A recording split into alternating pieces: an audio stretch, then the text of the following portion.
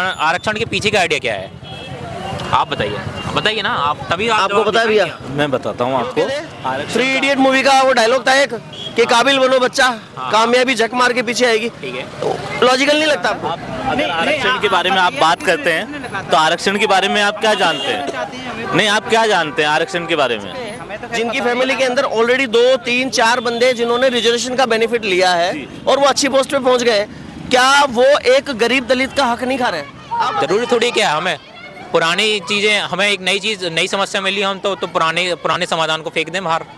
ऐसा तो नहीं हो सकता ना।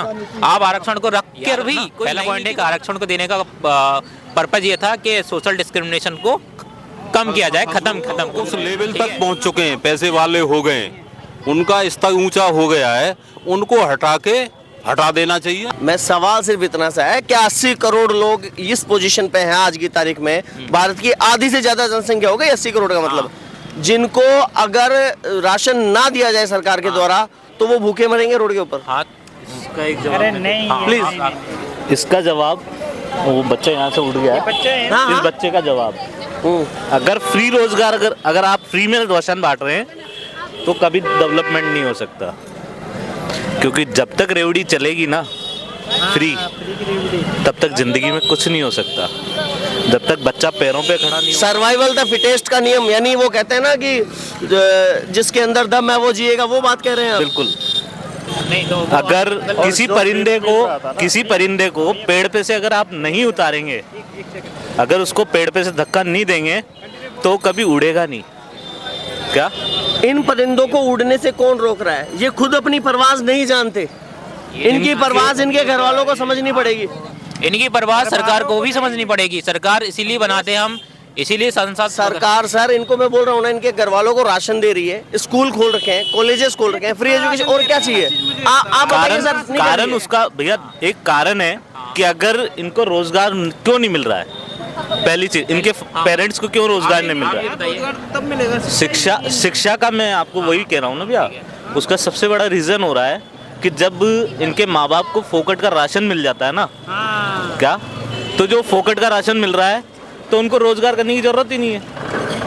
क्या और अगर आपको रोजगार के लिए मेहनत करनी पड़ेगी, इवन मैं मेरे यहाँ के इसकी एक कंडीशन बता रहा हूँ, नहीं सुनिए सर, नहीं, मेरे यहाँ का एक कंडीशन बता रहा हूँ। मेरे यहाँ एक बेलदार काम करता था, वो 50 रुपए में मैंने काम करते हुए उसे देखा है। वो 3 कारीगरों को मेंटेन कर रहा है, प्लस अपनी मेहनत का और भी एक्सटर्नल काम कर रहा है। क्यों कर रहा था? क्यों कि कल मेरा रोजगार नहीं छिन जाए, इसलिए वो मेहनत करता था। लेकिन आज ये स्थिति हो गई है कि अपने को फोकट की जो रेवड़ी मिल रही है। सब रेवड़ी खाने वाले लोग हैं क्या? नहीं। आप एक चीज मुझे ये बताइए, आप सर आपको खाने के लिए अगर 4 रोटी नहीं मिले, 1 रोटी मिले, आप भूखे हैं, कम से कम एक तो खाएंगे। मैं आपको कम से कम छोटी बेसिक एसेंशियल चीजें हैं उनके लिए तो होना चाहिए। मैं आपको बेसिक चीज कह रहा हूँ कि एक आरक्षण, हमारे यहाँ की जो गंदगी सबसे बड़ी, मैं नहीं मानता, नहीं है गंदगी है, बिल्कुल नहीं है, किसी कोई दिक्कत नहीं।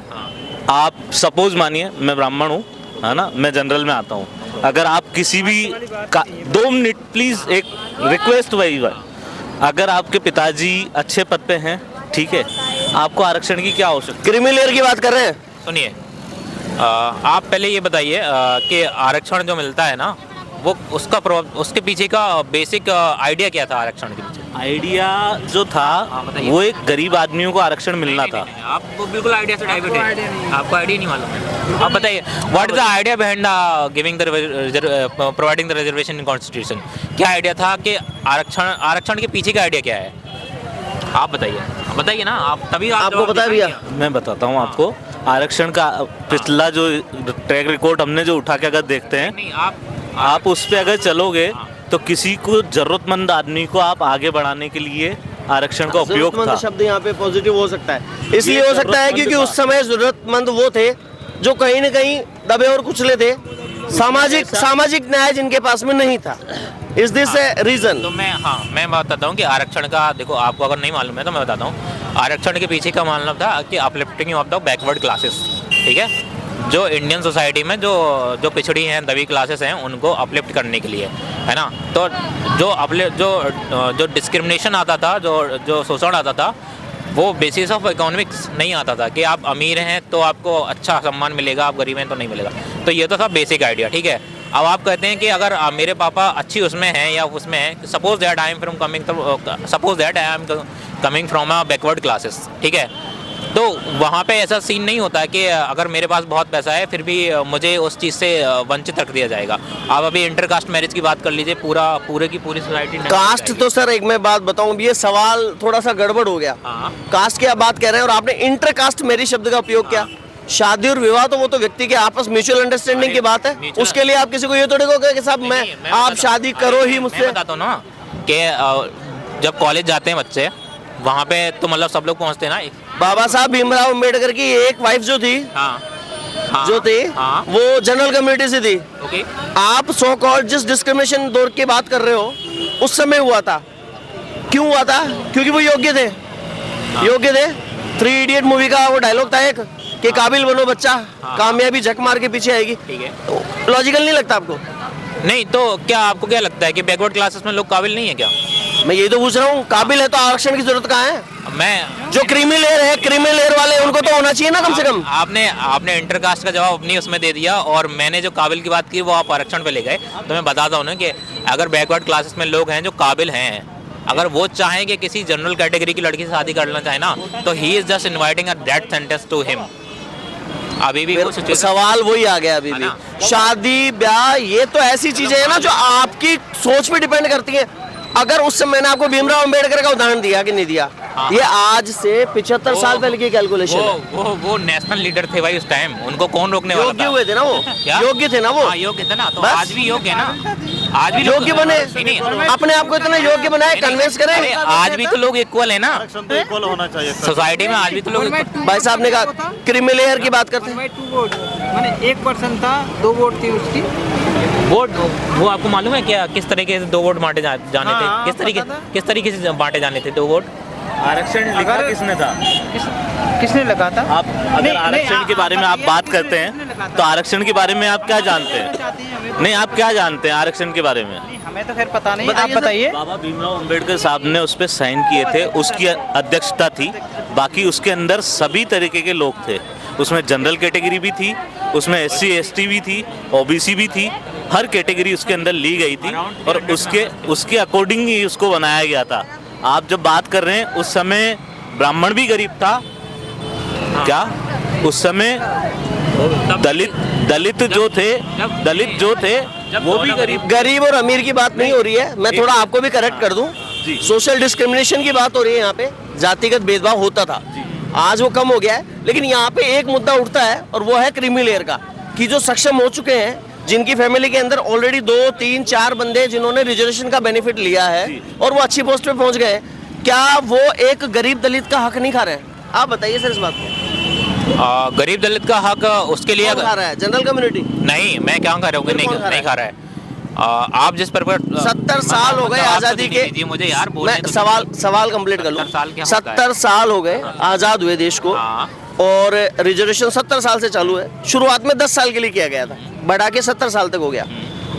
आज भी अगर हम उन्हीं बातों को रिपीट कर रहे हैं कि वो प्रॉब्लम आज भी है, तो इसका मतलब कहीं ना कहीं ये स्कीम तो फेल है। कौन सी? आरक्षण वाली? नहीं, इससे बहुत बेनिफिट हुआ, बैकवर्ड क्लासेस को काफी बेनिफिट हुआ है। और नहीं, आप इससे बहुत बेनिफिट हुआ है और आज भी हो रहा है। और आप जब कहते हैं ना कि आप, हाँ ये बात है ना कि आप जैसे बैकवर्ड क्लासेस में अगर कोई अच्छी पोस्ट पे क्रीमी लेयर में आ जाता है तो वो जो नॉन क्रीमी लेयर का है उसका हक खा रहा है कि नहीं खा रहा है? तो आरक्षण का वो था कि आइडिया यही था कि डिस्क्रिमिनेशन से उसको इक्वलिटी लाने के लिए। अगर सरकार को ये लगता है कि वो हक खा रहा है तो सरकार को उसके लिए अलग योजना बनानी चाहिए, ना कि उसको ख़त्म कर देना चाहिए जो पहले से परफॉर्म कर रही है। जिस आइडिया के लिए वो लाई गई थी उसके लिए वो परफॉर्म कर रही है ना। और अगर दूसरा उसमें कुछ एक फ्लॉ अगर नया सा हमने ढूंढा है उसको कि इसमें ये दिक्कत आ रही है कि नॉन क्रीमी लेयर को नहीं मिल पा रहा है, तो उसके लिए गवर्नमेंट कुछ और आइडियाज़ प्रपोज कर सकती है ना। ज़रूरी थोड़ी क्या हमें पुरानी चीज़ें, हमें एक नई समस्या मिली हम तो पुराने समाधान को फेंक दें बाहर, ऐसा तो नहीं हो सकता ना। आप आरक्षण को रख कर भी कोई नई नीति बना सकते हैं। आरक्षण के अंदर ही अगर क्रीमी लेयर को लागू कर दिया जाए तो सॉल्यूशन हो सकता है? नहीं, पूछो क्यों? बताइए, तो आप बताएंगे ऑब्वियसली, आपके पास हाँ। जवाब है तो। हाँ, आरक्षण के अंदर क्रीमी लेयर रख दिया जाए कि आरक्षण के अंदर जो आदमी 10 लाख रुपए ऑलरेडी कमा रहा है, वो चाहे किसी भी कम्युनिटी का क्यों ना हो, उसकी फैमिली बैकग्राउंड अगर स्ट्रॉन्ग है, उसका आरक्षण हटा के गरीब उसका कर देना चाहिए, उसका आरक्षण ही खत्म कर देना चाहिए, उसका आरक्षण ही खत्म कर देना चाहिए। जो एक बार नौकरी पा गया, भैया ये कह रहे हैं कि नहीं ऐसा नहीं होना चाहिए। हाँ भैया, नहीं, सोच से नहीं है, रीजन से बात होती है, सोच से जब नहीं होती। एक बार एक आदमी करोड़पति हो गया तो उसे उस लाइन से हटा ही देना चाहिए। नहीं, आप ये बताइए। हाँ, मैं ये तो इसका- खैर हमारी तुम्हारी सोच रही है। हाँ ना, ठीक है, एक आदमी करोड़पति हो गया तो वो आरक्षण के दायरे से हट जाना चाहिए। बाहर ही कर देना हाँ, चाहिए। बाहर कर देना चाहिए, चलो मान लिया, है ना। उसकी जगह अरे, दूसरे जो वंचित है या दबा हुआ है उसे लाना चाहिए। हाँ ठीक है, नहीं वो तो ऑलरेडी है उसमें, खुद आ जाएगा वो तो है ऑलरेडी उसमें है, ठीक है लेकिन वही संसाधन वाली बात आ गई ना। अभी आपने खुद ने कहा था कि संसाधन नहीं मिला। मुझे इनकी बात का जवाब तो देने दीजिए। नहीं बताइए। हाँ, मुझे आपकी बात का जवाब देने दीजिए, और चिल्लाने से कोई बात नहीं होती। हाँ, आराम से। ठीक है, आप मेरी सुनिए, मैं आपकी सुनता हूँ। और ठीक है, तो आपने कहा है कि आपका कहने का मतलब है कि देखो, 2 पॉइंट है इसमें, याद रखना। पहला पॉइंट है कि आरक्षण को देने का पर्पज ये था कि सोशल डिस्क्रिमिनेशन को कम किया जाए, खत्म किया जाए। ठीक है, तो उसमें क्या होता है कि एक बंदा एक पर्टिकुलर लेवल में पहुंच जाता है, इकोनॉमिकल बैकग्राउंड में पहुंच जाता है, फिर आप कह रहे हैं कि अब इसको हटा देना चाहिए, है ना। तो जब वो लेवल में पहुंच जाता है तब भी उसकी क्या जाति हट जाती है क्या? उसमें ऐसा है, जो एक बार पैसे वाला हो गया, हमको अमीरी गरीबी यहाँ पे 2 चीजों को मर्ज कर रहे हैं, सोशल इकोनॉमिक बैकग्राउंड और जो कॉन्स्टिट्यूशन है ना, उसमें भी ये लिखा हुआ है कि इनको रिजर्वेशन दिया जा रहा है ना, वो सोशल इकोनॉमिक रीजन की वजह से दिया जा रहा है। सोशल इकोनॉमिक दोनों का नाम लिया है, तो एक रीजन तो पूरा हो ही गया ना। एक इकोनॉमिक तो हो गया ना। हाँ। सिर्फ इकोनॉमी से काम नहीं चलता। सोसाइटी में जब तक आप 10 लोगों के बीच में खड़े हो और आप अगर अलग दिखते हो ना, आप अगर गंदे से कपड़े पहन के आओगे और बाकी आपके दोस्त अच्छे पहन के आओ, आप अनकंफर्टेबल फील करोगे। और सोसाइटी में ऐसा होता है, ये चीज़ होती है। आप भले ही बड़े पैसे वाले क्या बने लगता है रहें, बट कम नहीं हुआ ये बिल्कुल भी? बिल्कुल भी नहीं। कम हुआ है, बट उतना ज़्यादा नहीं हुआ जिस लेवल से होना चाहिए था। आज हम जिस क्या राजस्थान में आप बताइए कहाँ इस चीज का है? राजस्थान के अंदर कितने के? जो आपके एमपी बॉर्डर टच कर रहे हैं या यूपी की बॉर्डर को टच कर रहे हैं, उन जगहों पे सबसे ज्यादा है। मेरी नज़र में इत्र की नहीं। जो उस लेवल तक पहुंच चुके हैं, पैसे वाले हो गए, उनका स्तर ऊंचा हो गया है, उनको हटा देना चाहिए। अच्छा एक बात और, एक सवाल और। अरे सर एक मिनट। अच्छा अभी गवर्नमेंट ने ये कहा था कि हम समीक्षा करवाते हैं, इस चीज की समीक्षा करवाते हैं कि रिजर्वेशन का कितना बेनिफिट हुआ है या नहीं हुआ है। उसको भी अपोज कर दिया, जो दलित संगठन है उन्होंने अपोज कर दिया। करेंगे ना वो समीक्षा भी नहीं करे, चेक नहीं करे। मतलब किसी आदमी की प्लेटलेट डाउन हो गई, अब उसको दवाई दे दी गई, वो थोड़ा बेटर फील कर रहा है। अब डॉक्टर ये कह रहा है कि तेरी प्लेटलेट चेक करवा लेते हैं, तेरी प्लेटलेट बढ़ी या घटी, तो वो कह रहा है नहीं चेक नहीं करवानी है। चेक करवा लेंगे तो शायद पता चल जाएगा रियलिटी क्या है। ऐसा नहीं है भाई, ऐसा नहीं है। आप चेक करवाने समीक्षा तो हो ही सकती है, उसमें क्या दिक्कत है? चेक करवाने का मतलब ये हो गया ना कि आप मेरा डॉक्टर हो, ठीक है, अब मुझे पता है कि आपके मन में प्लान है मुझे मारने का, तो मैं आपसे क्यों चेक करवाऊंगा? ये दलित संगठन को लगता है कि वो बीजेपी गवर्नमेंट और दलित संगठन अलग अलग चलते हैं, आपको मालूम हाँ, वो पूरा पश्चिम है ना, ठीक है, पूरा पश्चिम है, तो वो उनसे नहीं करवाएंगे, वो अपोज करेंगे। वो आपको क्या लगता है कांग्रेस अपने वोट बैंक के चक्कर में कर देगी? कभी नहीं। नहीं, वो नहीं करेगी, कभी नहीं करेगी। कर देगी? कभी नहीं करेगी। तो फिर तो ये तो लूप बन गया। ये लूप बन गया, एक सांप अपनी ही पूंछ को खाते जा रहा है। अब वो किस हद तक पहुंचेगा? ऐसे तो मतलब एक दिन ऐसा आएगा जब सांप गायब होगा। आरक्षण का फायदा वो उठा गए, जिन्होंने फायदा ले लिया है उनके ही बच्चे अच्छे स्तर से पढ़ सकते हैं, उनका ही नंबर आएगा। जो वंचित है वो वंचित ही रह जाएगा। आपसे सरकार क्यों नहीं? अच्छा एक मिनट, अभी जातिगत जनगणना का मुद्दा चल रहा है सर, एक सवाल मेरा और